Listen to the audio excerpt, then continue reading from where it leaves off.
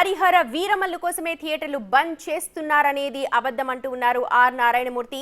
పర్సంటేజ్లు ఖరారైతే తనలాంటి నిర్మాతలకు ఎంతో మేలు చేకూరుతుందని అంటున్నారు. ఇక పవన్ కళ్యాణ్ పై ఎవరు కుట్ర చేస్తారని కూడా ప్రశ్నిస్తూ ఉన్నారు. ఆయన కార్యాలయం నుంచి ఆ ప్రకటన రావడం సమంజసంగా లేదు అంటున్నారు నారాయణమూర్తి.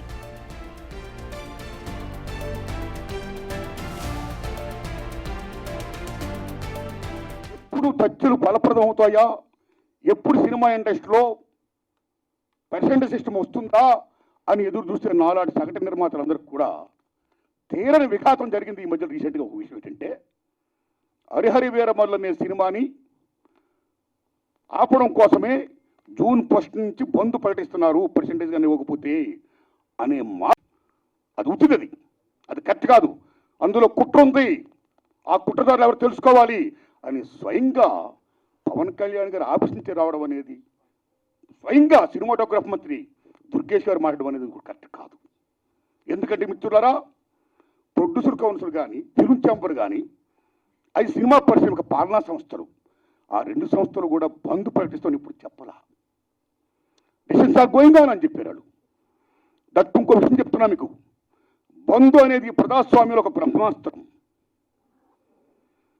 ఎవరైనా బంద్ ప్రకటించే ముందు సినిమా ఇండస్ట్రీలో అకార్డింగ్ టు నామ్స్ 3 వారాల ముందుగా తెలియపరచాలి. ఇదిగో పలానా ఇష్యూ మీద మేము ఫైట్ చేస్తున్నాం, అది ఇంకా కొలిక్కి రాలేదు కాబట్టి మేము బంద్ ప్రకటించబోతున్నాం అనే విషయాన్ని నిర్మాతలకు 3 వారాల ముందు తెలియపరచాలి. This is norms, it's a preamble. 3 వారాల ముందు తెలియపరిస్తే రిలీజ్ డేట్ ఎవరు తెచ్చుకున్నారో, మేము రిలీజ్ డేట్ ఇచ్చుకున్నామండి, ఇంకో 2 వారాలు మేము రిలీజ్ చేస్తున్నామండి అని ప్రిపేర్ అయిన నిర్మాతలను ఇబ్బంది పెట్టకుండా ఉండడం కోసమే 3 వారాల ముందు తెలియపరచాలి అకార్డింగ్ టు నామ్స్.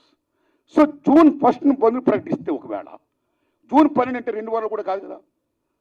ఏ రకంగా మీకు హరిహర వీరమల్లుకి అది వర్తింపు చేస్తుందండి? అది కరెక్ట్ కాదు. పవన్ కళ్యాణ్ గారి మీద ఎవరైనా కుట్రపడతారు. తెలుగు చలనచిత్ర పరిశ్రమలో విశ్వవిఖ్యాత నట సార్వభౌమ ఎన్టీ రామారావు గారు, భారతదేశంలో ఎన్టీఆర్ మన తెలుగు జాతిని ఖ్యాతిని చేసిన మహనీయుడు. As a politician, as a CM, like this anything else. ఎంత గర్విస్తామో. తర్వాత మళ్ళీ మంచి గొప్ప పేరు తెచ్చుకొని ఈవేళ ఒక జనసేన పార్టీ పెట్టి ఈవేళ డిప్యూటీ సీఎం అయ్యారంటే వీఆర్ ప్రౌడ్ ఆఫ్ ఇట్. మన తెలుగు చిత్ర పరిశ్రమ మొత్తం అంతా గర్విస్తున్నది. Hats off to Pawan Kalyan garu. ఆయన సేవలను గుర్తుంచుకోవాలి. చంద్రబాబు నాయుడు గారికి సెల్యూట్. మేము పవన్ కళ్యాణ్ గారిని ఏ రకంగా దుర్మానం కాం, కానీ పవన్ కళ్యాణ్ గారు ఆఫీస్ ఆ రకంగా కరెక్ట్ కాదు రావడం. ఓకే, వచ్చిందనుకోండి, ఇష్యూ వస్తే మహాత్మా గాంధీ ఏమన్నాడు, ప్రపంచ యుద్ధాలను కూడా చర్చల ద్వారా ఆపొచ్చన్నాడు ఆయన.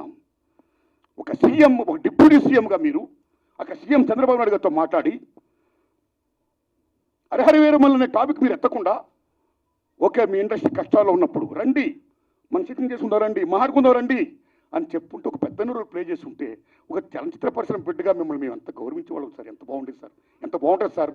ఆ పని చేయండి సార్ పవన్ కళ్యాణ్ గారు. ఎందుకంటే పర్సెంటేజ్ సిస్టమ్ వల్ల ఇండస్ట్రీ ఇవాళ చాలా మేలు జరుగుతుందండి. పర్సెంటేజ్ సిస్టమ్ లేకపోవడం వల్ల ఇండస్ట్రీ సగటు నిర్మాత మొత్తం కొలాప్స్ అయిపోతున్నాడండి ఇవాళ. మీరు నమ్మండి sir. Why? Because all malls, PVRs మొత్తం ఇలాంటివన్నీ వచ్చేసిన తర్వాత సింగిల్ థియేటర్స్ ఇవాళ ఉనికి లేకుండా పోతుందండి. తెలంగాణలో 500 ఉన్న సింగిల్ థియేటర్లు ఇవాళ 200 చిల్లరకు వచ్చేసాయి. ఆంధ్రప్రదేశ్ 500 పైన ఉన్న సింగిల్ థియేటర్ 300 పైసలకు వచ్చాయి. సింగిల్ థియేటర్ లేకపోతే యొక్క ప్రేక్షకుల పరిస్థితి ఏమిటి? ఇవాళ మాల్స్లోని, ఆటల్లోని, ఇటువంటి సోకాడు థియేటర్స్లో రేట్స్ ఎంత ఉన్నాయి ఇవాళ? ఎంత పీపచ్చని రేట్స్. ఆడికి వెళ్ళి ఏదైనా పాప్కార్న్ తింటేనే 500 రూపాయల, డ్రింక్ 200 రూపాయల, టికెట్ మొత్తం 200, 300 ఇలాగ అనుకుంటే సగటు ప్రేక్షకుడు ఎక్కడ సినిమా చూడగలుగుతాడు? ఏ రకంగా వెళ్ళగలుగుతాడు? ఇవాళ భారతదేశంలో సినిమా పరిశ్రమ అనేది సామాన్యుడికి వినోదం. అలాంటి వినోదాన్ని సగటు మనిషికి దూరం చేస్తుంది ఇవాళ బికాస్ ఆఫ్ దీస్ పాలసీస్. కాబట్టి సింగిల్ థియేటర్ని బతికించుకోవాలి, దానికి పర్సెంటేజ్ సిస్టమ్ కావాలి. ఈ పర్సెంటేజ్ సిస్టమ్ అనేది ఇప్పుడు నుంచి కాదండి. నేను ఎందుకు ప్రశ్న పెట్టానంటే, since 25 years the issue is going on. ఈ పర్సెంటేజ్ కావాలని కోరిన వాళ్ళు మేము కూడా ఒకటి, నేను కూడా ఒకనండి. ఆ రోజుల్లో మీరు నమ్మని మిత్రులలో కేఎల్ నాన్నగారు ఉన్నప్పుడే ప్రొడ్యూసర్ కౌన్సిల్ అధ్యక్షుడిగా మేము విజ్ఞప్తి చేశాం. కాలా సి కళ్యాణ్ గారు ఉన్నప్పుడు విజ్ఞప్తి చేశాం. కాలా కిరణ్ గారు ఉన్నప్పుడు విజ్ఞప్తి చేశాం. కాలా అలాంటి దశలో మీరు నమ్మండి, ఇదే ఫిల్మ్ ఛాంబర్ ముందు టెంటలు వేశాం. అక్కడ ఓ సురేందర్ రెడ్డి గారు, ఓ నట్టి కుమార్ గారు, ఓ మోహన్ గారు, ఓ బెక్క వేణుగోపాల్ గారు, నేను ఇంకా అనేక మందిని ఈ ఉద్యమాలు చేస్తున్నప్పుడు ఆదిశేషవరరావు గారు, తమ్ముడు భరద్వాజ్ గారు, కేఎస్ రామారావు గారు, చంద్రబాబు శ్రీనివాసరావు గారు, అచ్చిరెడ్డి గారు, కృష్ణారెడ్డి గారు పెద్ద మంది సంఘీభం ప్రకటించారు. ఎన్ని చేసినా ఏమీ కాల. స్వయంగా నేను వెళ్ళి రామారాయణ గారు రిక్వెస్ట్ చేశా, నారాయణ పర్సెంటేజ్ సిస్టమ్ కావాలి, అది మంచిది, ఈ సిస్టమ్ ఉండకూడదు, రెండో సిస్టమ్ ఉండకూడదు, నేను స్పీరియస్ పోతే మాట్లాడతాను, ఐఆమ్ విత్ దట్ మూమెంట్ అన్నాడు రామానాయుడు గారు. మహానుభావుడు తీర్చేసి అయ్యారు. ఇప్పుడు తచ్చులు ఫలప్రదం కాల. ఆ తర్వాత అల్లు అరవింద్ గారిని రిక్వెస్ట్ చేశాం, నారాయణమూర్తి అందరం కలిసి చర్చించుకున్న విషయం మీద ఏది మంచిగా చేద్దామన్నాడు ఆయన. కానీ మంచి అనే పర్సెంటేజ్ జరగల. మళ్ళీ సునీల్ నారాయణ గారిని రిక్వెస్ట్ చేశాం, అందరూ ఏం చెప్తా అదే మేము చేస్తామన్నాడు ఆయన. కానీ ఇది మంచి జరగల, పర్సెంటేజ్ సిస్టమ్ ఇంప్లిమెంట్ కాల. దిల్ రాజు గారిని రిక్వెస్ట్ చేశాం, నిజంగా దిల్ రాజు గారు నేను పర్సెంటేజ్ సిస్టమ్కి యాక్సెప్ట్ అన్నాడు ఆయన ఆ డేస్లో. కానీ ఫలప్రదం కాల. ఆ టైంలో అప్పుడు ఇండస్ట్రీ పెద్ద మహానుభావుడు మా గురువు దాసనారాయణ ఇంట్లో మా గురువు గారు కేఎస్ రామారావు గారు, తమ్ముడు భరద్వాజ్ గారు, నేను, సి కళ్యాణ్ గారు అందరం మీట్ అయ్యాం. మీట్ అయిన తర్వాత VNR Nageswara Rao distributor from Telangana, percentage system కావాలి, ఏ సిస్టమ్ కావాలి, ఆక్యుపేషన్ పర్సెంటేజ్ కావాలని కొందరు, 50-50 కావాలని కొందరు, ఇలా రకరకాల మారుతున్నప్పుడు ఇది తప్పకుండా తేలుతాం. ముందు పర్సెంటేజ్ సిస్టమ్ పెట్టాలి, రెండు సిస్టమ్ ఉండకూడదు, ఈ సిస్టమ్ ఎత్తేయాలి అనే దాన్ని ముందు తీసుకురండి అని మేము విజ్ఞప్తి చేస్తే మా గురువు దాసనారాయణ దాన్ని యాక్సెప్ట్ చేశారు, ముందు తీసుకుని వెళ్ళారు. కానీ ఫలప్రదం కాల, ఇంప్లిమెంట్ కాల.